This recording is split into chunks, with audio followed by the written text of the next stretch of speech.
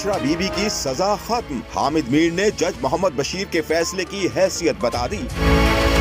एक निजी चैनल के प्रोग्राम में गुफ्तगू करते हुए सीनियर सहाफी हामिद मीर का कहना था कि कल साइफर केस में साबिक वज़ीर आज़म इमरान खान को 10 साल कैद की सजा हुई और आज तोशाखाना केस में इमरान खान और उनकी अहलिया बुशरा बीबी को 14 साल की सजा दी गई है और साथ ही साथ इमरान खान को 10 साल के लिए नाअहल करार दिया गया है और भारी जुर्माना भी आयद किया गया है।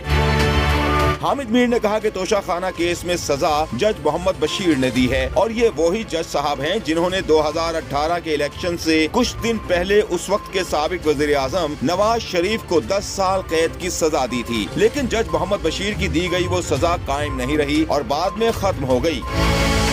हामिद मीर ने मजीद कहा कि आज उन्हीं जज साहब ने 2024 के इलेक्शन से चंद दिन पहले इमरान खान साहब को सजा दी है। अब सवाल ये पैदा होता है कि अगर इन्हीं जज साहब की नवाज शरीफ को दी हुई सजा बरकरार नहीं रही तो क्या इमरान खान को उन्हीं जज साहब की दी गई ये सजा बरकरार रहेगी?